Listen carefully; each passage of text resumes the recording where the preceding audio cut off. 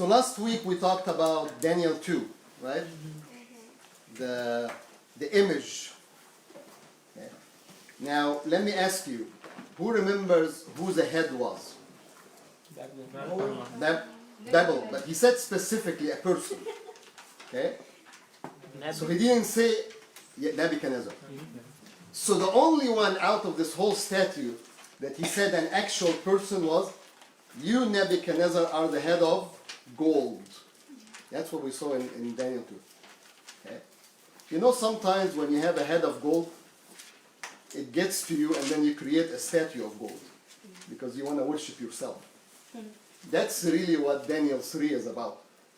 So Nebuchadnezzar, you know, if we go to Daniel 2, verse 47, that's kind of, you know, when, you know, Daniel gave him what the dream is and interpreted. And look at what he says here. Verse 47. The king answered and said to Daniel, "Truly your God is God of gods and Lord of kings, and the revealer of mysteries, for you have been able to reveal this mystery." Wow. So you think, how many would say if they read this, they would think Nebuchadnezzar changed? How many say that, no, he didn't change? And why? So who would say, okay, he's making a statement here, right? Okay. Was something different about Nebuchadnezzar, or is he the same person? It's the same. How do we know that? Is he saying he's the only God? Okay. You know how many gods pagan cultures have? Everything is a god, right? He is now thinking, oh, this is the God of gods, which means this God is kind of a higher rank than the other God that I had before. That's what he's saying. Nothing changed in Nebuchadnezzar. And sometimes we put God in that situation where we say, you know what, God, you are, you know, but I still have those little gods, you know, that I still kind of, okay, that makes me comfortable. That makes me, you know, entertained. And that makes me happy. And I have those little gods. But still, you know, God is, you know, Nebuchadnezzar in a point saying, you know what? You know, you're the God of gods. There's still gods, but you're the God of gods. Okay? So he elevates Daniel. He makes him the, you know, the prime minister of Babylon. You know, and then we jump into chapter 3. And I want to give you a statement for like, I think today and next time, because I don't think we're going to finish chapter 3 today. Okay? And I want you to keep this in mind. Our decisions, our actions, our attitudes, our behaviors. Is it based on external pressure or internal conviction? I'll say it again. Our actions, our behaviors, our attitudes, are they based on external pressure or internal conviction? That's really the statement that summarizes this whole chapter. Because a lot of times we're going to see an external pressure and then you kind of bow down to an external pressure. But what we're going to see in this chapter is there is only 3 people that had an internal conviction. That's how they made decisions by. Is their internal conviction is what makes them make whatever decisions they're making. With me so far? Okay, let's jump into Daniel 3. So if someone can read, I'm going to have you read 1 and 2, because verse 3 is kind of very similar, which is interesting. King Nebuchadnezzar made an image of gold, whose height was 60 cubits, and its breadth 6 cubits. He set it upon the plain of Dura in the province of Babylon. Then King Nebuchadnezzar sent to gather the satraps. Is that how you would say it? Yeah. Okay. Yeah. The prefects and the governors, the counselors, the treasurers, the justice. The devil's a lie. The devil is a lie. The devil is a lie. That's all I gotta say. Okay. The treasurers, the justices, the magistrates, and all of the officials of the provinces to come to the dedication of the image the King Nebuchadnezzar had set up. Okay. So, interesting. he goes, I'm going to create this image, right? And notice what's the main number here that you see in that 6, right? Okay? We're going to see why this is important right now. 60 cubits. Okay? So 60 cubits, which is 90, think about it, 90 feet. So to give you an understanding, this here, the ceiling to the ground is 10 feet. Roughly. So multiply this by 10. That's a statue. Okay? Most of these statues were made of wood on the inside, because there's no way you can make it of solid gold. You'll need like to rob a few countries. Yeah, no. So they make it, and it won't stand, because gold, it's not a material that you can have a 90 feet statue out of gold. So what they do is they build it out of wood, and then they overlay it all with gold on the outside. Okay? 90 feet by 9 feet. 9 feet is probably a little bit bigger than this couch, like a couple of feet bigger than this couch. So it's enormous. Okay? And most say he was making an image of himself. He wants people to worship him. And then he invites everybody in the kingdom that has a position. Okay? We don't know really those positions and where they're at, but it's kind of like inviting, if you put it in our government, like the Congress and all of the ones that have any kind of position, the governors, the lieutenant governors, all of, to kind of understand who is he inviting. Okay? And he said, you're going to come and worship. Now it's interesting, verse 2 and 3 are exactly the same. If you look at verse 3, he is literally repeating the same thing. And you say, okay, what's the point? So he invited all of these, and then he goes, all of these came. You know what he's saying? He's saying not a single one said, King, I don't think this is a good idea. King, I don't think I should bow.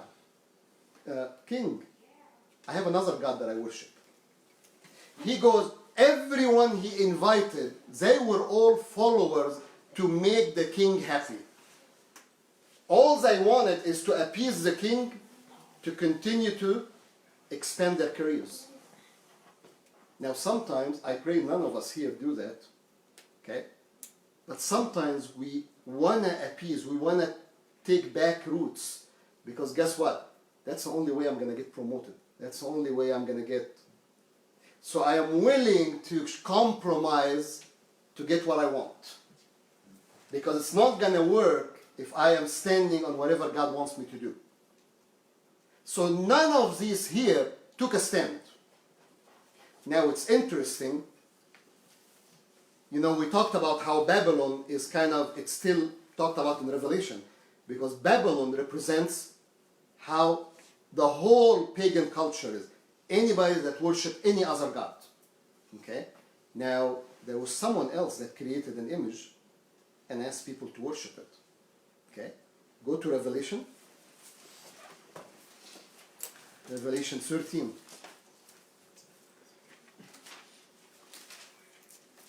And it's great to see the similarities here.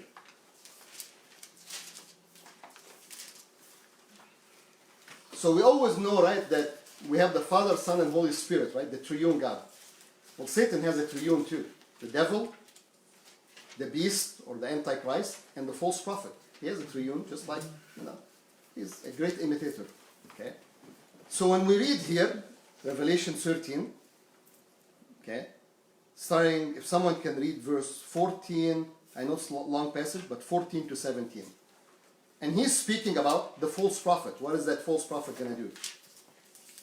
And he deceives those who dwell on the earth because of the signs which it was given him to perform in the presence of the beast, telling those who dwell on the earth to make an image to the beast who have the wound of the sword and has come to life.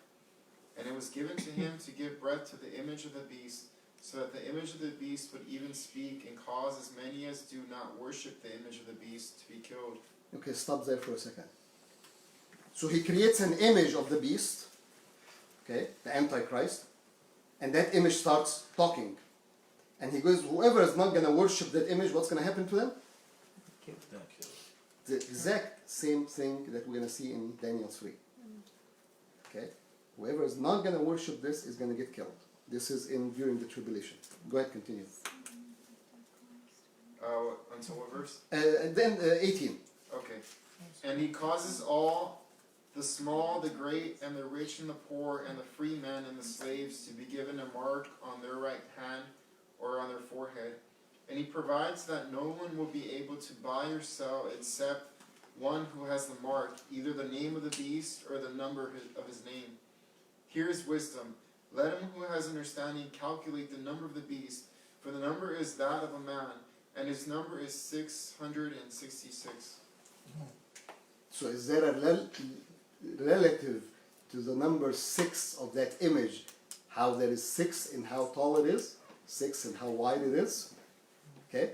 6 is the number of men, because man is always incomplete without God. God's always 7. Man is always incomplete without God. That's the number of the... So you see in the Babylonian and how Nebuchadnezzar is building this, okay, there is a reason why he picked 60 cubits, not 70 cubits. Okay?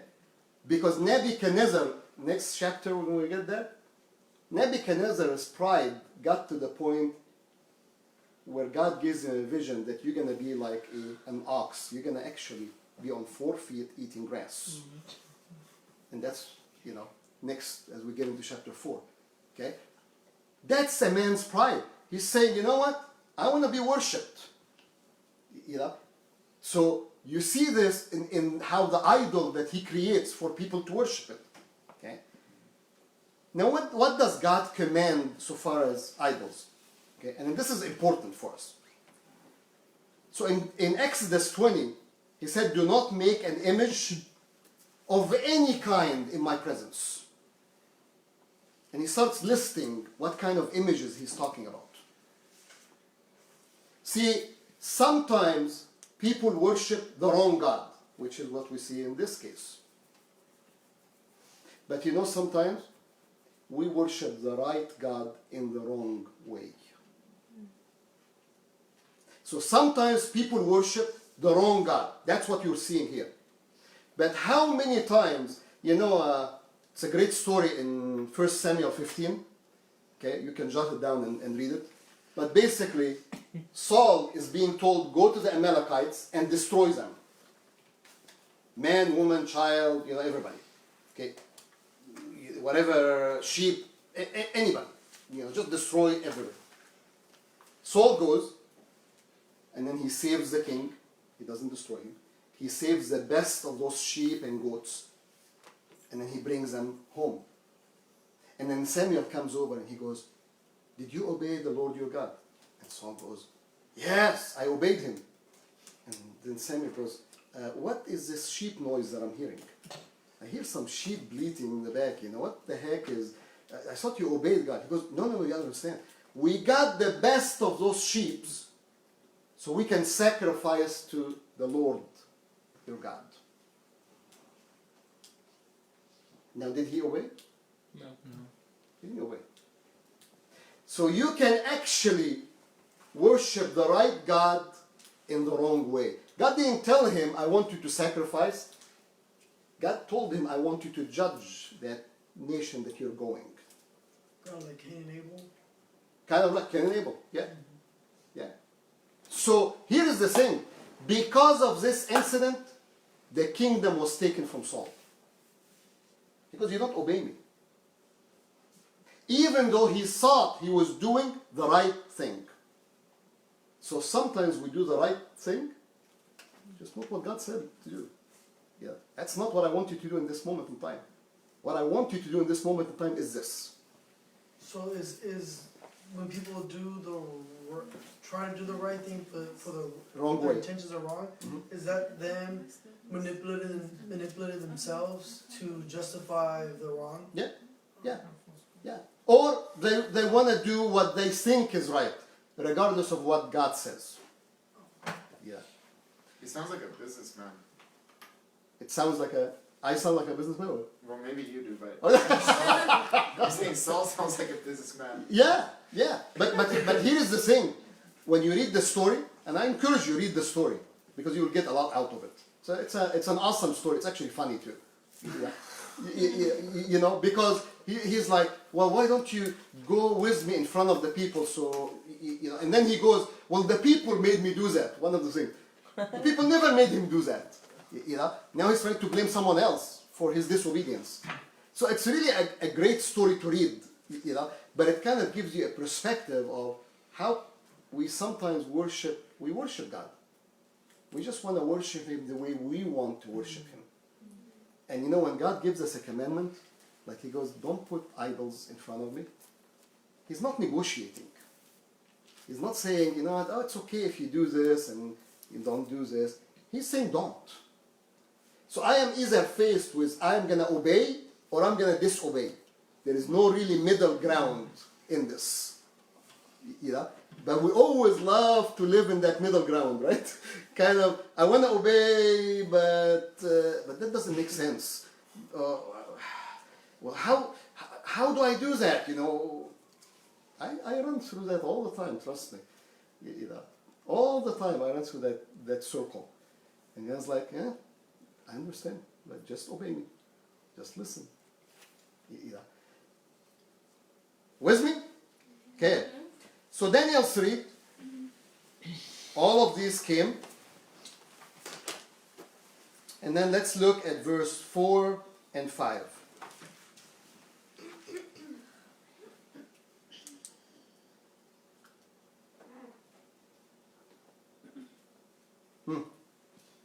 Then the herald loudly proclaimed, to you the command is given, O peoples, nations, and men of every language, that at the moment you hear the sound of the horn, flute, lyre, trigon, psaltery, bagpipe, and all kinds of music, you are to fall down and worship the golden image that Nebuchadnezzar the king has set up. Okay. So he comes and announces that to every, doesn't matter language, tribe, whatever, because Babylon was an empire. Okay. You hear the sound, and interesting, isn't it? Music, right? What does music have to do with this? Why is music? He goes, all of these instruments are going to be playing, and then you worship an idol. Think about it. Okay? Heaven and What was Satan's job before he fell? Worship. Yeah. Just like God can use worship, the enemy can use music just as well. And I will tell you, watch what you listen to so far as music. Because you know what worship does? You know, watch yourself listening to any kind of music. It can be Christian music or it can be anything else. Does your body move? Yeah. Naturally, right? You don't have to really, it's not hard, you know. It's kind of, you know, like I'm walking, I'm listening to a beat and you're like, and, you know, you don't, you know, it comes natural, right? You know, I mean, I do crazy things, Amanda would tell you when I hear music, you know. It's natural. You don't have to think about it, you know. I mean, I remember Timmy, I'm going to pick on Timmy now. But it's, you know. Exactly. You don't know where he's going. A retreat. Exactly. Saw that one coming. I still have that video.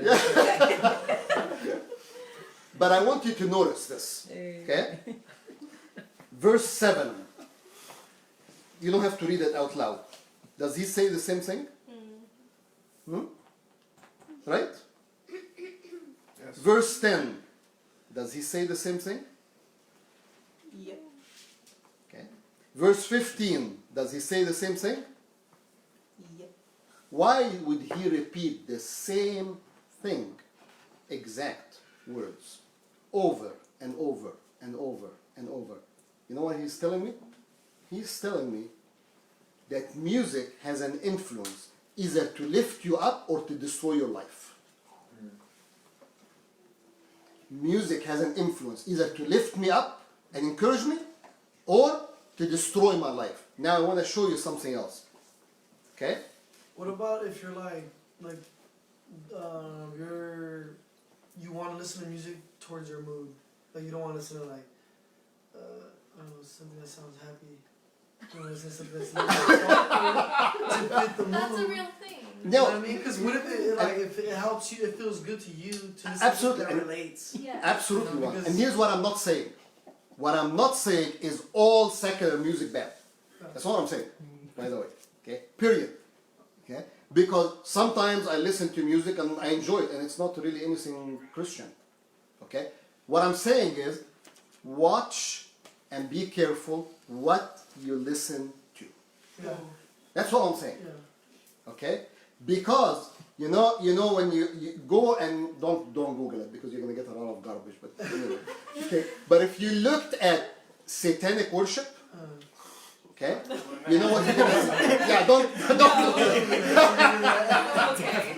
Okay? Church right up the space. But I will tell you what you will get all the time. No. There is always music that's played in a certain way.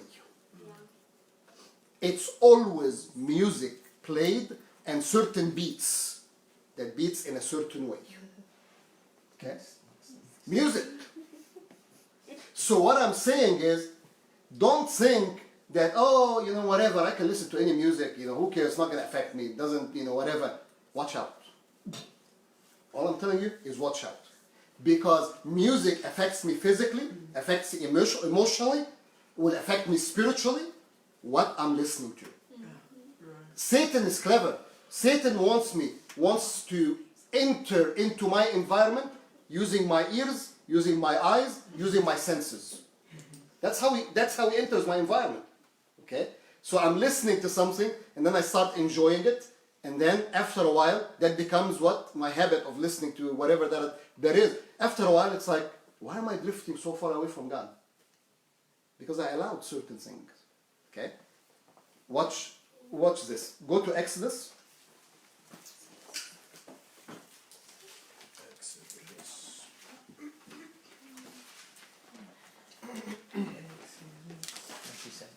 Exodus 32.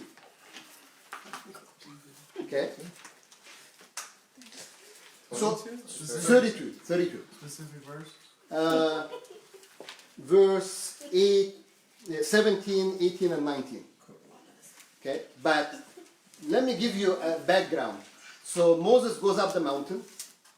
They don't know what happened to him. And then the Israelites tell Aaron, okay, his brother, hey, make us a god that walks before us. So they put their gold together and make a golden calf. Okay? They put this golden calf and they say, oh, this is your God that delivered you from Egypt. Okay?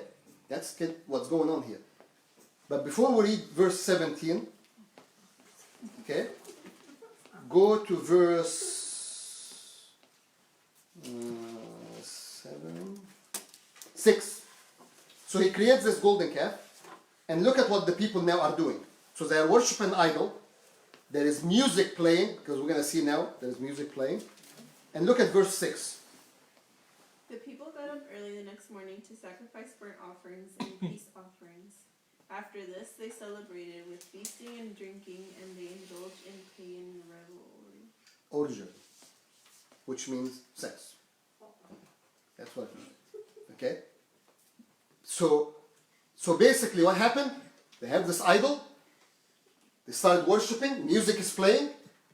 The emotions, the demonic power behind worshiping an idol with that music, and all of a sudden they're out of control. And you're going to see why they're out of control in the verses we're going to read. They're out of control. Okay? So, verse 17, 18, and 19. And when Joshua heard the noise of the people as they shouted, he said to Moses, there is a noise of war in the camp. But he said, it's not the noise of shout of victory, nor the noise of the cry of defeat, but the sound of singing I hear. So it was as soon as he came near the camp that he saw the calf and dancing. So Moses' anger became hot, and he cast the tablets out of his hands and broke them at the foot of the mountain. Okay, so what were they doing? Dancing. Dancing, music is playing, Singing. orgies, they're doing orgies, they're literally out of control. Okay? Out of control to the point, okay? And I'll show you look at verse 25 and 26. from the same chapter. Moses saw that Aaron had let the people get completely out of control. Much to the What's that word, Deborah? out of control. Out of control. What happened? It started with having an idol, and then, hey, well, it's kind of hard to worship an idol, you know, when you know who God is. But then when you have music playing and it's a lot of fun, and you lose yourself, and then all of a sudden you're out of control, okay? And that's what you're seeing here.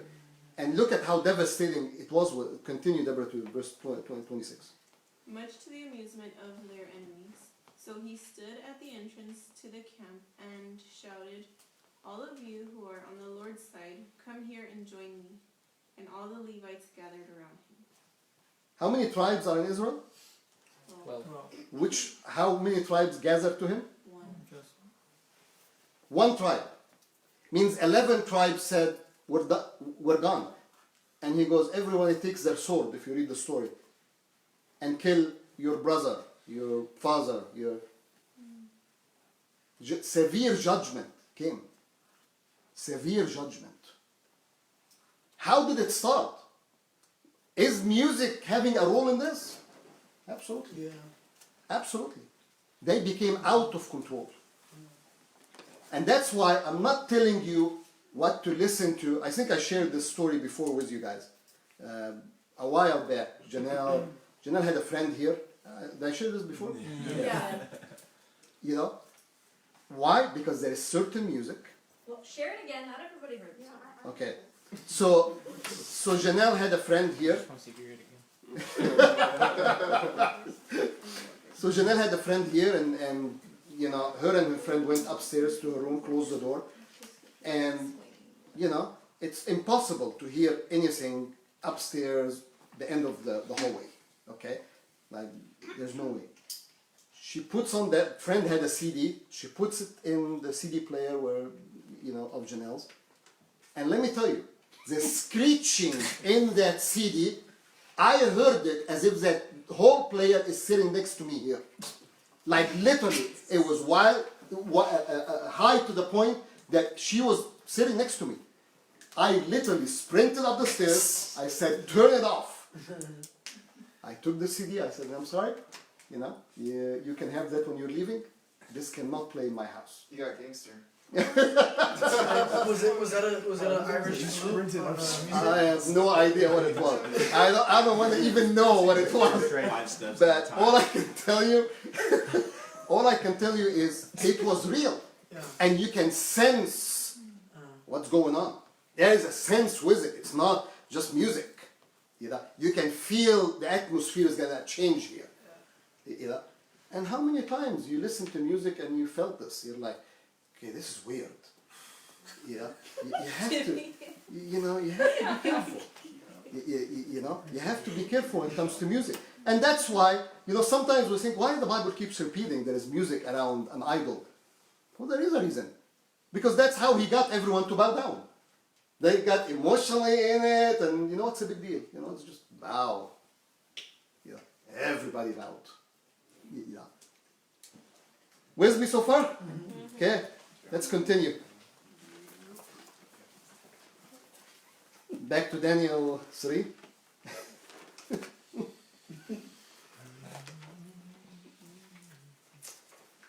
Verse 8. You know, before we read verse 8, let me ask you a question. Are you a type of person that follows the crowd? Are you a type of person that stands out? Don't answer that. I was about to. Don't answer that. Okay? And what if standing out can mean you dying? What? Yeah. You're dying, girl. Just gonna. What if standing out can mean you dying? You did. Okay? Would you still stand out? See, it's okay to sit here in a nice, comfortable house and we're good. Yes, I stand out all the time. You know, yeah, I don't care. You know, read some of the stories of the early church when they were burned at the stake in the Colosseums. Because all they did is they said, we're going to hang on to Christ. We're not denying him. Okay? And they literally made torches of them, and the Olympic Colosseum, the Roman Olympic Colosseum, that's how they lit the Colosseum, with people burning. Think about that. See, it's easy to say, and you know, we see it when someone comes from a different background, like a Muslim background. You know? And you see what they go through. I just talked to a friend of mine, you know, that came from there, and how his family treated him, how they tried to destroy his life, tried to destroy his kids, tried to destroy him and kill him. All he did is, I'm going to accept Christ. That's all he did. He didn't do anything wrong. Nothing. All he did is he hanged on to Christ. He lost everything. Everything. So, you know, it's easy for us to say this here. It's not easy for those three friends that we're going to look at, because of what they're going to go through for standing out. With me? Okay. So that's why I asked you, I said don't answer it. Okay? I want you to think about it as we're reading the story. Verse 8. Verse 8 to 10. Therefore at that time certain Chaldeans came forward and maliciously accused the Jews. They declared to King Neb, O king, live forever. You, O king, have made a decree that every man who hears the sound of the hornpipe, lyre, trigon, harp, bagpipe, and every kind of music shall fall down and worship the golden image. The Chaldeans, right? Do you remember those Chaldeans?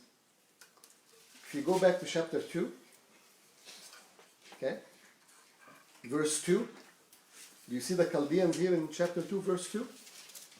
In the middle of this group of people that Nebuchadnezzar asked to, you know, they're the wise men of the Babylonian Empire. Yeah. And who saved them? Yeah. Didn't Daniel save them? Daniel. The Jew? How quickly did someone turn? How quickly they turned, even though Daniel is the one that saved their life. The God of Daniel is the one that saved their life. How quickly they turned. And I want you to notice something. Have we seen Daniel so far in this story? No. Very little. And we're not going to see Daniel in this story. It's only his friends now in this chapter. Okay.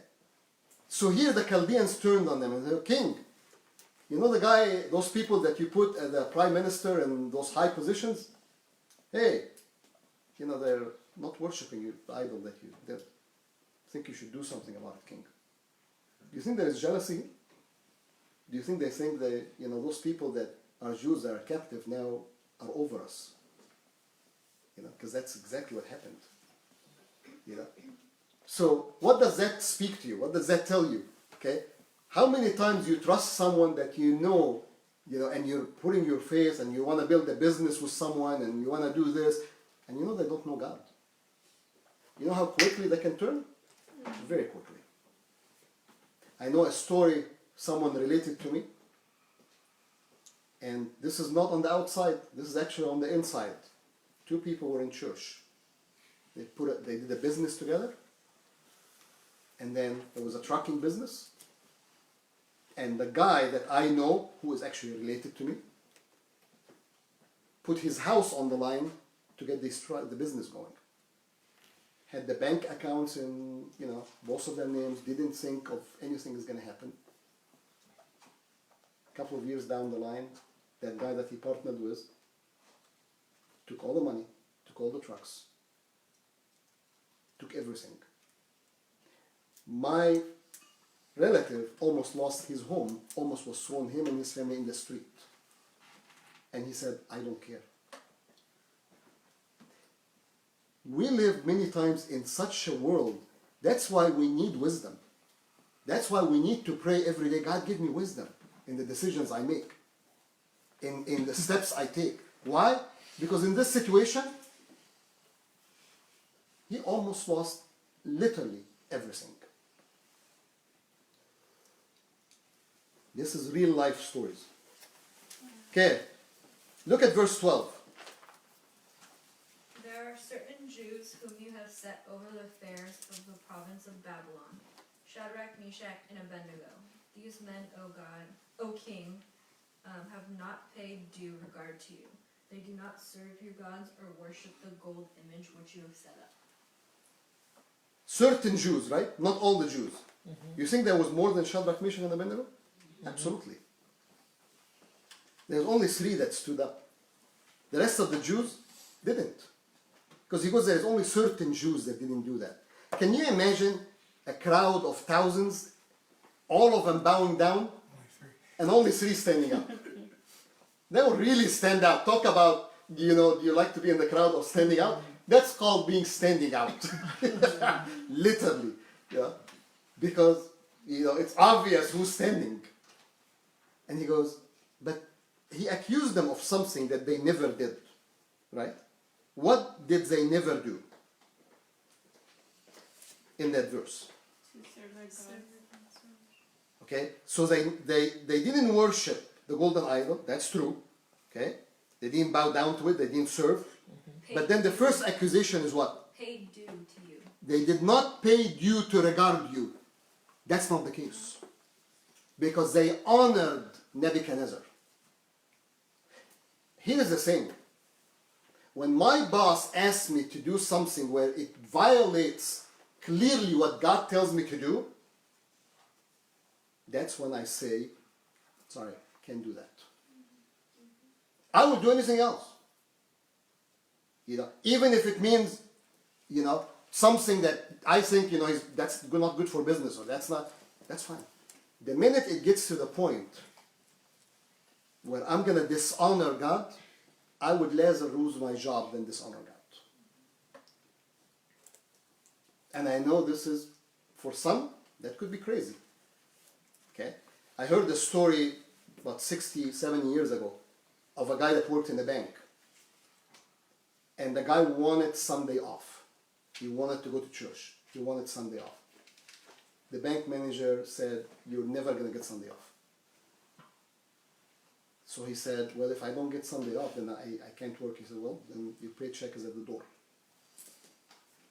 He took his paycheck, went home. 3 days later, a bank manager called that bank. This is a true story. Called that bank, and he said, I'm looking for someone to hire. Do you know anyone from your experience? He goes, yeah, that guy that I just fired 3 days ago. And he goes, didn't you fire him? He goes, yeah.